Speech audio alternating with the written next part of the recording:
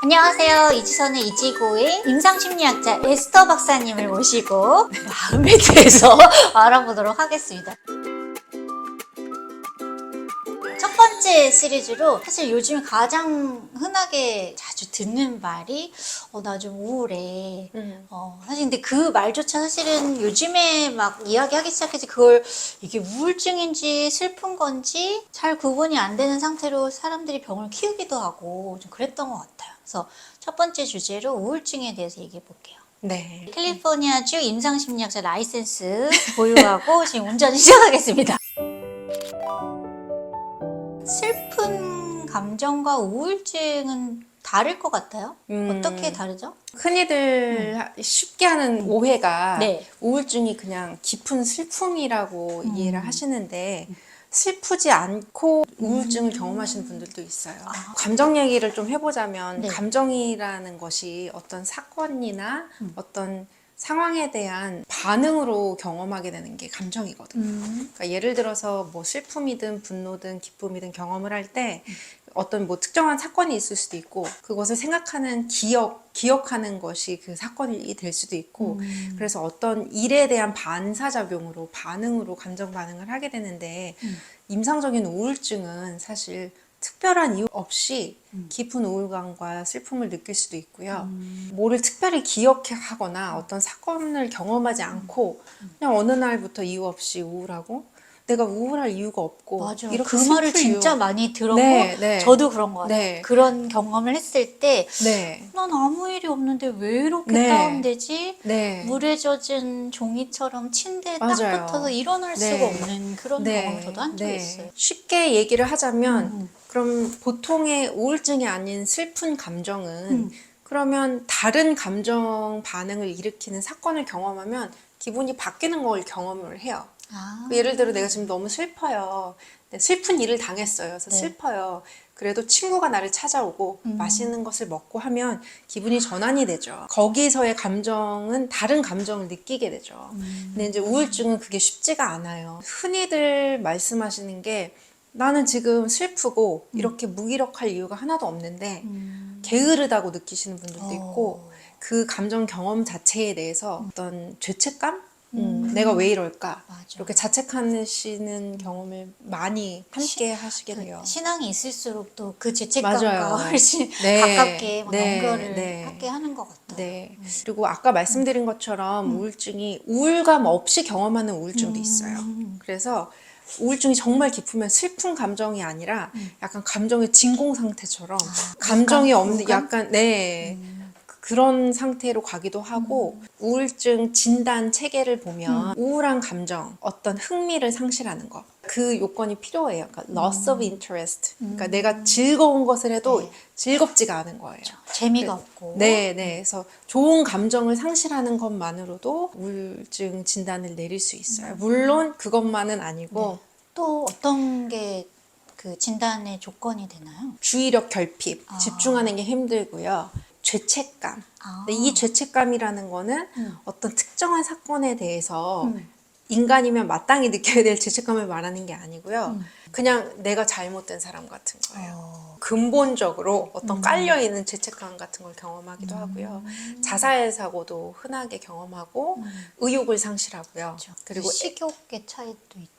네. 식욕의 변화 그리고 수면의 변화. 그래서 그거는 식욕이 너무 많아지거나 식욕을 잃거나 잠을 너무 많이 자거나 잠을 못 자거나 이렇게 수면과 식욕의 변화가 오고 에너지 레벨 자체가 급격히 저하되는 걸 경험을 하고요. 이제 심하면 이제 자살 사고를 느끼기도 하죠.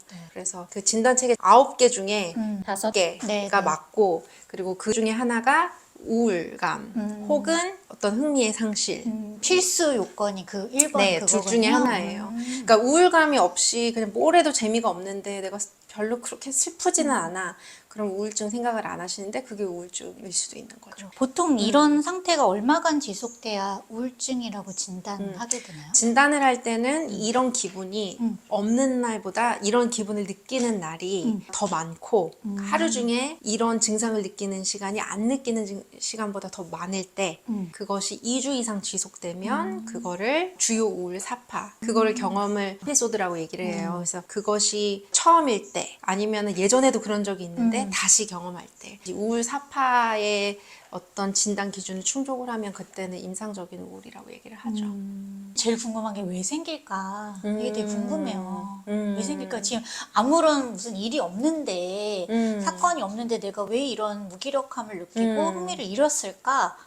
유전일까? 환경일까? 뭐 이런 질문이 생기거든요. 정신건강 진단 체계에 보면 진단 체계에는 왜 생기는지에 대한 어떤 기준을 두지 않아요. 그 말은 바꿔 말하면 왜 생기는지는 중요하지 모두가 않아? 원인을 찾는 게 중요할 수 있죠. 근데 중요하지 않다기보다는 복합적인 이유로 사실 생기는 경우가 많고 말씀하신 것처럼 환경적일 수도 있고요. 유전적인 요인이 분명히 있고요. 그렇구나. 네. 그리고 유전과 환경을 연구를 할 때도 예를 들어서 쉽게 뭐 일란성 쌍둥이, 이란성 쌍둥이 이런 연구를 많이 하잖아요. 그 유전 연구를 할 때 유전 요인이 분명히 있고 근데 또 부모님이 우울증을 경험하면 유전적인 영향이 되기도 하지만 그것이 환경이 되기도 하잖아요. 그리고 환경이라고 했을 때 그게 업무 과다일 수도 있고 관계에서 오는 스트레스일 수도 있고 다른 정신 건강의 문제 때문에 동반되는 뭐 예를 들어서 성인 ADHD 요즘 많이 얘기하는데 거기에 이렇게 공존 질환으로 우울증이 많이 오기도 하거든요. 우울이나 불안이. 그래서 이유가 뭘까? 이유가 다양할 수 있는데 이유가 다양하다는 거는 누구나 경험할 수 있는 일이다. 네. 이렇게도 생길 수 있고 저렇게도 생길 수도 있고 그럼요. 이게 복합적으로 생길 수도 네. 있고 저 그 얘기도 들었어요. 세로토닌이 너무 많이 흡수돼 버려서 몸에서 네, 네, 우리가 쓸 남아있지 않아서. 호르몬이 없어서 그러는 경우들이 네. 꽤 많다. 신경전달 물질 네, 네. 때문에 그리고 호르몬 변화 때문에 그렇죠. 나이에 많이 따라서 뭐 생기기도 갱년기 하죠. 우울증 이렇게 얘기를 하는데 그렇게 올 수도 있고요. 그렇죠. 그리고 산후우울증도 산후우울증 되게 유병률이 높은 그거에 속하고요. 그리고 그 생리전 증후군으로 심하게 우울증 경험하신 경우들이 있어요. 근데 모든 정신 그 질환의 어떤 진단을 보면 마지막 부분에 가면 뭐가 있냐면 이런 증상이 일상생활에 지장을 초래한다. 네. 그 일상생활이 직업적인 걸 수도 있고요. 학업일 수도 있고 관계일 수도 있고 그리고 이 증상을 경험하는 본인이 그것에 대한 스트레스를 느끼는 거예요. 괴로운 감정을 느끼는 거죠. 근데 그거는 굉장히 주관적인 거잖아요. 그래서 슬픈 감정과 우울증은 그렇게 다른 거죠. 슬프다고 해서 일상생활에 지장을 계속 초래하진 않잖아요. 내가 슬프다고 해서 업무를 못하거나 학교 수업을 계속 못 가거나 이러지는 않잖아요. 일시적인 건데 그래서 우울증은 일상생활에 어떤 지장을 초래합니다. 다양한 이유로 생길 수 있고 누구에나 네. 생길 수 있다. 그렇다면 음. 어떻게 여기로부터 벗어날 수 있을까요? 약도 있고 상담도 있을 것 같은데. 되게 간단히 얘기하기가 힘들지만 간단히 얘기하자면 그래서 유튜브 하는 거 아니겠어요? 맞아요. 빨리빨리 알고 싶어 하시거든요, 지금. 그 우울증 얘기를 할 때 가장 많이 사용하는 어떤 기본이 되는 근거 중심, 근거 기반의 치료가 인지행동 치료예요. 그래서 여기서 말하는 거는 우울한 감정을 느낄 때 이게 어쨌거나 정서적인 장애잖아요. 그래서 정서 경험이란 것은 아까 말한 것처럼 어떤 사건에 대한 반응인데 이게 생각과 행동과 이 정서의 경험이 연결돼 있다고 생각을 해요. 근데 우울한 사람한테 이제 그만 우울해, 슬프지 마, 이제 좀 재밌어 봐 이렇게 할 수 없잖아요. 그래서 접근을 행동 그리고 인지 이렇게 하는 거죠. 그러면 생각의 전환이 있으면 그 생각의 전환 때문에 그거에 대한 반응으로 감정이 변할 수 있고 그리고 행동을 바꾸면 그 행동의 변화에 대한 반응으로 감정이 변할 수 있잖아요. 그래서 경미한 우울증부터 중증 우울증까지는 그렇게 상담만으로도 충분히 개선되는 걸 경험하실 수 있고요. 그리고 이제 그 상담이라 하면 그냥 상담만 해서 끝 이게 아니라 그 상담에서 배운 여러 가지 우울증을 다루는 기술들을 실생활에 적용하실 때 변화를 느끼는 거죠. 예를 들면 예를 들면 가장 간단한 것으로 셀프 케어라고 많이 얘기를 하는데 내가 나를 돌보는 게 필요하잖아요. 정신 건강과 어떤 신체적인 건강의 문제를 나누는 경향이 많은데 사실 잘 생각해보면 그냥 건강의 문제거든요. 그렇죠. 그러니까 예를 들어 내가 속이 쓰려요. 자꾸 소화가 안 되고 위가 안 좋으면 여러 가지를 하잖아요. 수면 시간을 좀 좋게 바꾼다든지 카페인 섭취를 줄인다든지 그렇죠. 뭐 위에 좋은 음식을 먹는다든지 하잖아요. 그러니까 우울증도 그런 방법을 통해서 할 수 있는 건데 그것이 이제 행동적인 접근인 거죠. 그래서 세로토닌 아까 얘기하셨는데 네, 기분에 영향을 많이 미치는 신경 전달 물질이에요. 네. 근데 사지를 움직이면 어. 세로토닌 분비. 네. 그래서 이거 내가 꾸준히 운동을 해야지 이러면 너무 버겁잖아요. 네네. 이미 난 지금 그쵸. 네, 물에 물에 젖은 젖은 종인데. 종이처럼 몸이 무겁고 이거 게으른 게 아니라 네. 그냥 마음과 몸이 연결돼 있으니까요. 그러면 하루에 10분, 15분 가볍게 산책해 보는 거예요. 네. 그러면서 기분의 변화를 기록하는 거죠. 아하. 네. 왜냐하면 보통 우울증이 나았다 이렇게 말하고 싶을 때는 내가 우울 정도가 10이었는데 네. 0이나 1이 되는 걸 원하세요. 그런데 사실 이런 작은 변화가 내가 우울감이 10이었는데 7, 8로 내려오거든요. 근데 그거를 인지하는 연습을 하는 좋은 게 내가 이렇게 잠깐 산책을 하기 전에 내가 이제 해보는 거죠. 지금 우울점 수가 10점이었는데 산책을 하니까 8이 됐어요. 아니면 9가 됐어요. 9.5가 됐어요. 작은 변화지만 내가 기록을 변화를 하고? 그러면 그게 또 동기부여로 이어져서 좀 더 할 수 있고 우울증 증상 아까 제가 빠뜨렸는데 거기 이제 그 사회적 고립이 있어요. 대인 기피가 생겨요. 혼자 있는 게 좋고 사회적인 어떤 사람 교류를 하는 만나기 게 싫어지는 거예요. 싫어요. 힘들고 네. 괴롭고 이게 12월에 저였네요. 지금 들어보니까. 그러니까 내가 기분이 나아지면 내가 지금 우울하지 않다면 난 이렇게 할 수 있는데 생각이 드시면 내가 그렇게 먼저 하는 거죠. 내가 지금 이렇게 우울하지 않으면 친구 누구를 만나서 커피 한잔 할 텐데 그럼 내가 기분이 그렇지 않아도 커피를 마시는 거예요. 그러면 그 행동 때문에 기분이 조금은 따라올 수 있죠. 근데 만약에 중증 이상의 심각한 우울일 때는 우리가 재활 치료를 할 때 진통제 먹으면서 치료하잖아요. 그런 마음으로 약을 복용하시면서 상담을 병행하셔도 좋고 이게 정말 신경 전달 물질의 어떤 그 뇌의 어떤 불균형 때문에 생긴 거라면 약물만으로도 쉽게 개선이 될 수 있으니까 네. 언제 약을 먹으면 되는 거예요, 그러면? 약을 먹어야 될 때는 일상생활에 어려움이 생길 때죠. 네. 아니면 내가 꾸역꾸역 일상생활은 해 나가지만 내가 마음이 너무 괴로워요. 저도 이제 몇 년 전에 그런 이제 우울감을 경험한 적이 있었잖아요. 네네, 그래서 그쵸. 이제 시도조차 안 되고 주변에 나를 그걸 도와줄 사람도 없고 뭔가 새로운 시도를 생각날 만큼 행동을 바꿔볼 물론 일상생활에 큰 지장은 없었어요. 그냥 네. 해야 할 일은 했어요. 그렇지만 이제 기분이 너무 나아지지 않는 상태가 계속되니까 너무 괴롭더라고요. 그래서 그때 약을 먹고 저는 금방 도움을 받았거든요. 네, 한 달 네. 먹고 2달째 네. 딱 시작하면서 괜찮아진 걸 느꼈어요. 네네. 그런 게 좋은 이제- 사례네요. 네, 좋은 사례예요. 좋은 사례라 하면 보통 약을 먹으면 나 계속 먹어야 되는 거 아니야? 맞아. 그거 이렇게 걱정하죠, 생각하시는데 뇌에서. 오해시고요. 어떤 약은 그 중단할 때 의사의 처방이 필요한 바로 딱 오늘부터 끝 이게 아니고 줄여나가야 되는 약이 있고 또 그냥 끊어도 되는 약이 있어요. 그래서 그거는 상담하셔서 하면 되고 또 나에게 맞는 약이 있거든요. 그쵸. 항우울제도 종류가 여러 가지예요. 그러더라고요. 그래서 또 나에게 맞는 약을 찾을 수도 있고 또 특별히 피하고 싶은 부작용이 있으면 그것도 충분히 정신과 의사 선생님과 상담하셔서 이런 부작용은 나 너무 걱정이 된다. 뭐 예를 들어서 몸무게 증가, 그죠. 막 체중이 증가하는 경우도 있다더라고요. 네, 그 소화가 안 되기도 하고. 네, 뭐 식욕이 이렇게 늘어나는 약이 있을 수도 미스거리기도 있고 그래서 이제 상담과 진단과 네. 처방을 잘 받으셔야 된다는 게 그런 의미죠. 그래서 뭐 드시는 거 되게 보편적인 일이라서요. 사실은 좀 의식의 변화가 있었으면 해요. 작년 12월에 이제 여기 미국에 박사 졸업 후에 8년 반 만에 오면서 에스더가 언니 뭐 하고 싶어? 뭐 했으면 좋을까? 막 아주 신이 나서 막 물어보는데 내가 난 흥이 없어. 아무것도 뭘 해야 될지 모르겠어. 그냥 너네 집에 누워만 있어도 될까? 막 이러면서 왔어요. 왔는데 에스더가 처음에 제가 오면서 언니 여기 오면 다시 그 흥이 살아나게 내가 도와줄게 막 이랬어요.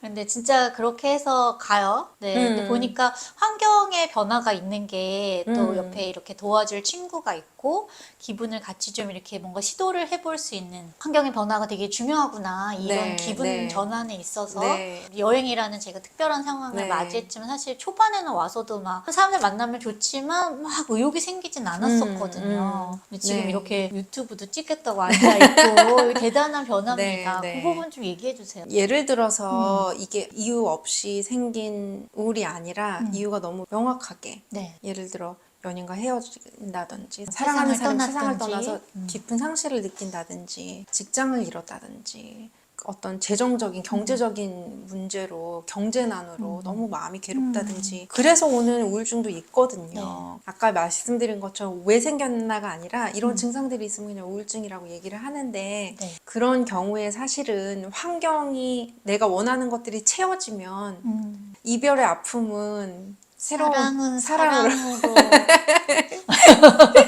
그런 경우가 많잖아요. 아니면 내가 직장을 잃어서 너무 우울하고 힘들고 우울증에 빠졌는데 새로운 좋은 직장을 직장을 찾아요. 찾으면 네. 그래서 그걸 기억하면 어떨까 싶어요. 그러니까 내가 지금 경험하는 이 경험이 나만 느끼고 그리고 내가 뭐 정신 상태가 나약하고 게으르고 이래서 그게 아니라 이런 일을 겪은 사람이라면 누구나 경험할 수 있는 감정인데 지금 이 정서 경험이 너무 힘들기 때문에 지금은 내가 전문가의 도움을 받든지 그게 너무 멀리 느껴진다면 주변에 가까운 사람들한테 그 괴로움을 좀 나눠본다든지 네. 내가 할 수 있는 것들을 하면 좋을 것 같고요.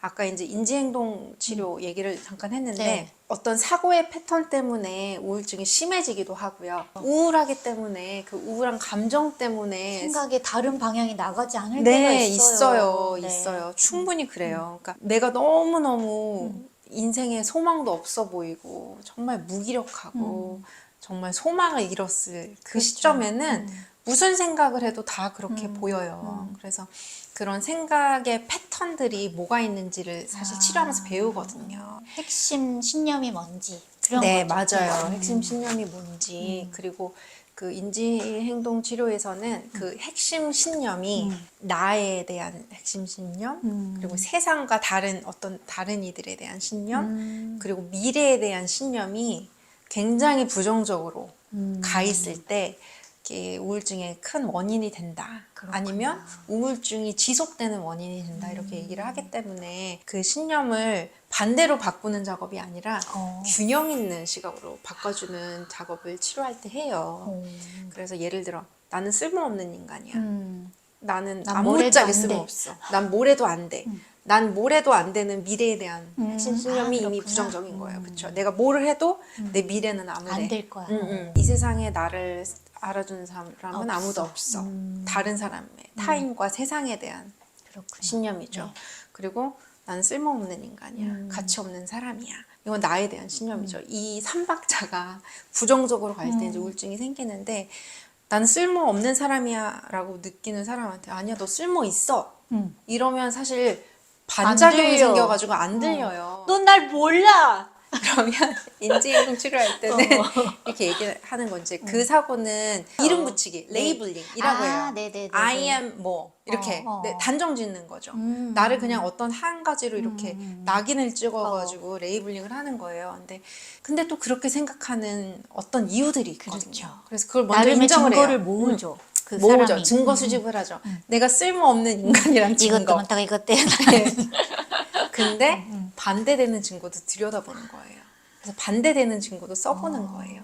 그래서 그거를 전체를 봐서 좀 균형이 있고 나에게 도움이 되고 그리고 유연한 사고로 바꾸는 훈련들을 해요. 미래에 대해서도 마찬가지고 다른 세상에 대해서도 마찬가지고. 그래서 좀 인지행동 치료나 아니면 이제 다른 치료들을 하면서 내가 어떤 사건을 바라보는 편향된 것들 그리고 나에게 별로 도움이 되지 않는 그런 사고의 패턴들을 바꾸는 연습을 좀 해보는 거예요. 너무 그게 좋네요. 네, 도움이 돼요. 그래서 도움이 안 되는 패턴을 먼저 이제 배우죠. 오면 그런 이름 나한테 뭐가 붙이기, 있을까? 낙인 찍기, 뭐 아니면 예를 들어 이분법적인 사고, 성공 아니면 실패, 뭐 이런 학생들 제가 학생 상담할 때 많이 봤거든요.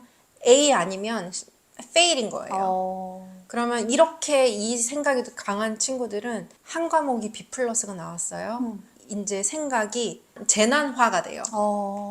내가 디제스터가 된 거예요. 디제스터가 돼요. 이게 디제스터예요. 그래서 이 연결이 그렇게 돼버리면 이제 나는 이 대학을 좋은 성적으로 졸업할 수 없고 이제 취직도 못해서 난 홈리스가 될 거야. 이렇게. 네. 미래를 보는 어떤 시각이 내 미래의 예측이 계속 이제 부정적으로 가기도 하고 좋은 것들을 디스카운트하는 거예요. 그러니까 평가절하하는 거예요. 그렇죠. 아예 좋은 것들은 기억이 안 나는 거죠. 필터가 되는 거죠. 그런 사고의 패턴들을 잘 들여다보면 내가 많이 사용하는 네, 그런 부정적인 사고의 패턴들이 있어요. 그래서 그걸 좀 알아차리면 그런 생각이 들 때 이제 아, 내가 또 이렇게 사고하는구나. 그리고 반대의 그 생각들을 균형 있게 할 수 있는 것들을 좀 노력을 해야 되겠네요. 네. 그래서 그런 훈련을 상담을 통해서 하기도 하고 요즘 보니까 유튜브에도 많이 혼자 좀 해볼 수 있게 네, 지금 많이 이게 있더라고요. 그거예요. 아 그래요? 다른 채널 광고하지 마시고요. 그런 생각이 들어요. 네. 우리 뭐 데스노트가 있잖아요. 내 자신에게 막 이렇게 막 하는 그런 노트가 있을 때 반대편에 한 페이지를 꼭 열어놓고 거기에 아까 얘기한 것처럼 균형 잡힌 생각들을 할 수 있는 예를 들면 이 사건에 대해서 다른 사람들이 내가 또 생각할 수 있는 다른 면은 뭘까 그 여지를 꼭 둬야 되겠다는 생각이 드네요. 그래서 어렵게 생각하지 마시고 요즘 많이 쓰잖아요. 감사 노트. 네. 그게 좋은 것 같아요. 그러니까 없는 일을 억지로 감사하는 게 아니라 있는 일을 작은 거를 거기에 좀 내 생각과 마음이 좀 머물 수 있게 써보는 거잖아요. 이런 게 감사하다. 이렇게 부정적으로 생각이 치우칠 때는 이렇게 감사한 일 적는 게 균형감을 살려줄 수 있는 그런 일이 되기도 하는 것 같아요. 주변에 그런 분들 있어요. 나는 우울할 새가 없다. 도대체 그 우울한 감정이 뭐냐. 난 한 번도 그런 사람 옆에 우울한 사람이 있을 때, 나는 어떻게 도와줘야 할까? 무슨 말을 해줘야 될까? 슬프지 마. 우울해하지 마. 괜찮아. 요거보다 조금 더 나아가서 어떤 도움을 줄 수 있을까? 혹은 뭐 이런 말은 하지 말라. 이런 것도 좋을 것 같고요. 그러니까 우울해하는 사람을 돕고자 할 때 가까인 사람이 뭘 할 수 있을까? 무슨 말을 할 수 있을까? 흔히 하는 실수들 중에 초반에 얘기할 때 우울의 원인이 복합적이다. 그리고 정확한 진단이나 이런 거 없이는 사실 모르는 거잖아요. 그렇죠. 근데 이걸 한 가지로 환원시키는 실수를 많이 해요. 예를 들어서 운동을 안 해서 그래. 그렇죠. 몸을 움직여야 돼. 너가 지금 게을러서 몸을 움직이지 않아서 지금 우울의 시작은 다 몸을 안 움직여서 그런 거다. 이거를 어떤 신체적인 걸로 환원시키는 거예요. 운동하면 이게 돼. 다는 아닌데. 다는 아닌데 물론 운동이 도움이 되죠. 근데 운동을 아까도 안 한 해서 얘기죠, 이렇게 된 건 우리가. 아니거든요. 이게 좋대. 이걸 먹으면 돼. 그래서 먹는 걸로 환원시키거나 그러니까 신체적인 걸로 아니면 네가 생각을 그렇게 해서 그래. 생각을 바꿔야지. 그렇게 생각하지 마. 이렇게. 그럼 이제 이거는 인지적인 걸로 다 환원시키는 거잖아요. 다 하지 말라는 것 같이 들리거든요, 지금. 한 가지로 하지 말라고. 한 가지로. 아. 그래서 특히 이제 신앙이 있으신 분들 다 영적인 기도해. 거야. 네가 기도하자. 기도. 말씀. 그러니까 기도를 하지 말란 얘기가 아니에요. 운동을 하지 말란 얘기가 아니에요. 이거를 한 가지로 환원시키는 게 위험할 수 있다는 거예요. 네, 그래서 아까 말한 것처럼 다 해야죠. 다 해야 하고 내가 할 수 있는 거를 같이 해주면 좋은 것 같아요. 그러니까 예를 들어서 내가 일주일에 2번 정도 이 친구를 위해 30분 시간 낼 수 있으면 나랑 15분, 20분 뭐 아니면 일주일에 한 번 뭐 이렇게 걸어가서 커피 한 잔 산책하자 할 수 있잖아요. 그리고 부담 없이. 그리고 감사한 거 쓰기 힘들면 문자 보내줄 수 있죠. 나는 오늘 이런 게 감사했어. 이렇게 표현해주고 감사한 마음을 표현해주기도 하고 내가 감사한 걸 나눠주기도 하고 그래서 이렇게 함께 할 수 있는 뭐가 있으면 참 좋을 것 같아요. 지속적으로. 그리고 진짜 그 전문가 도움이 필요할 때는 용기를 주는 거죠.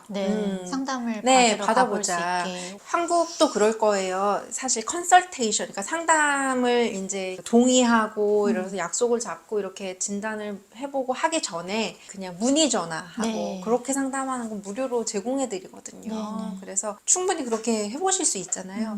제가 추천드릴 때는 저한테 처음 전화하셨다고 하면 혹시 컨설테이션 다른데 알아보신 데 있으면 해보시고 꼭 마음이 편안하고 잘 맞는다는 선생님하고 진행하시면 된다. 좀 부담 없이 가벼운 마음으로 이렇게 상담도 좀 알아보시고 병원에 가서 의사 네. 선생님하고도 상담해 보시고, 그러니까 상담을 한다고 약을 막 그날부터 먹어야 되고 이게 아니거든요. 그러니까 물어보시고 궁금한 거. 그리고 이제 혼자 가는 게 좀 떨리시면 병원에 같이 가줄 수도 있죠. 네. 그래서 그렇게 여러 가지 방법들 좀 생각해 보면 좋은데 그 생각하는 것 자체가 힘들 수 있으니 옆에서 함께 고민해주고 대신 고민해주는 거죠. 들어보니까 뭐 함께 있어주는 사람이 로 힘들어하는 사람과 동일하게 이 인지 체계를 너무 단순화하고 이분법화하고 그렇게 그걸 심화시키는 말들을 하지 말라. 네. 더 균형 잡힌 생각을 할 수 있도록 여러 가지 각도를 이야기해주고 또 함께 해주고 아까 얘기한 작은 시도들을 네. 옆에서 좀 해주면 좋겠어요. 옛날에도 생각해보니까 에스더가 제가 동굴에 빠져 있을 때 참 열심히 찾아와서 언니 나가보자. 그래서 같이 막 뭘 사갖고 와서 같이 먹기도 하고 그렇게 조금씩 네. 저를 동굴 밖으로 네. 꺼내줬던 기억이 나네요. 그랬나요? 감사합니다. 그 제가 내담자분들한테 이제 이렇게 행동에 기반한 치료들을 해나갈 때 네. 무슨 마음으로 하라고 권해드리냐면 약간 실험해보는 마음으로. 예를 들어 15분 걷는다고 뭐가 달라질까? 안 달라질 것 같은데 실험 삼아 해보는 거예요. 기분 기록하고 해보고. 그래서 그런 마음으로 하시면 좋을 것 같아요. 나아지죠. 그럼요. 나아져요. 나아지니까 그걸 업으로 삼고 일도 하고 돈도 벌고 하는 거예요. 효과가 있습니다. 네, 그렇죠. 네, 그럼요. 효과가 있어요. 네. 실제로 우울증을 오랜 동안 경험하시다가 저한테 이제 상담 문의하시는 분들이 그렇게 물어보세요. 이게 제일 힘든 게 뭐냐면 안 나아질 것 같다는 거예요. 정말 우울증다운 생각이다. 네, 이 세상을 떠날 때까지 변하지 않고 개선될 수 있는 방법이 없고 더 나빠지면 나빠졌지 안 나아질 것 같다는 거예요. 그리고 저한테 물어봐요. 이게 괜찮아질 수 있냐고. 그럼 제가 자신 있게 말씀드리죠. 그럼요. 나아질 수 있어요. 라고. 그게 또 저의 역할이기도 하고요. 우울증 증상에 그 희망이 없는 거예요. 네. 그 절망감을 느낄 때 제가 대신해서 그 소망을 붙잡고 있는 거죠. 그게 저의 역할이기도 해요. 상담을 진행하면서. 지금은 너가 느끼는 감정은 이거지만 그 감정 상태가 너의 가치나 너의 미래를 결정하는 게 아니야. 그건 너의 현재의 감정 상태인 것이고 치료자인 저는 분명히 나아질 걸 믿으니까 치료를 하죠. 믿고 있고 그리고 나아질 거라고 제가 대신해서 소망해 주는 거예요. 근데 이 역할은 사실 사랑하는 친구나 가족들이 해줄 수 있어요. 나아질 수 있고. 근데 나아질 수 있다고 지금이 안 힘든 게 아니라 지금은 힘이 들지만 힘이 들고 지금은 너무 괴롭고 그리고 미래는 나아질 수 있다. 이렇게 두 가지를 다 포용하는 거죠. 그 말이 되게 마음에 남습니다. 옆에 있는 사람이 대신 절망 중에 있는 사람 대신 소망을 붙잡아주는 네. 역할. 네. 그게 제일 필요하네요. 이 영상이 기분의 어려움들을 가지고 계신 분들에게 도움이 되셨기를 바랍니다. 네. 더 하실 말씀 있으실까요? 우울을 과거에 경험하셨다가 회복되고 또 극복하신 경험이 있는 분들이 방송을 보실 수도 있을 것 같아요. 네. 그래서 가장 뭐가 도움이 됐는지 댓글에 남겨주시면 좋을 것 같고. 맞아. 네, 소망을 붙잡아 주시는 분들이 생겨 네. 증거가 간증을 좀 제가 남겨주세요. 상담할 때 우리 좀 창의적이 돼보자 이렇게 해서 내담자랑 우리가 이렇게 기분의 변화가 아까 말한 것처럼 뭐 우울을 없게 만들지는 10에서 못할 0이 정도. 되는 네. 어렵지만 10에서 8이 될 수 있는 10에서 9가 될 수 있는 게 뭐가 있을까 함께 고민을 해요. 그것들을 좀 이렇게 이 커뮤니티 안에서 이지고잉 커뮤니티 안에서 나누면 좋을 것 같고요. 어. 그리고 혹시 지금 깊은 우울을 경험하시는 분이 있다면 혼자 앓지 마시고요. 네. 주변에 얘기해 보시고 또 한국에 이제 정신건강 서비스 센터들이 많이 생긴 걸로 제가 알고 있어요. 그래서 문의해 보시고 그 문의하는 게 어렵다면 대신 또 문의해 보고 하는 노력들 그리고 그 모든 수고가 헛되지 않습니다. 진짜 말씀처럼 할 수 있는 만큼 네. 해보는 거죠. 네. 조금씩 소망을 갖고 나아질 수 있다는 기대에 버리지 네, 않고 네. 함께 할 수 있으면 좋겠습니다. 네, 나아지실 수 있어요. 나아지실 수 있습니다. 믿습니다. 우울증 편은 여기서 마무리할게요. 안녕. 감사합니다.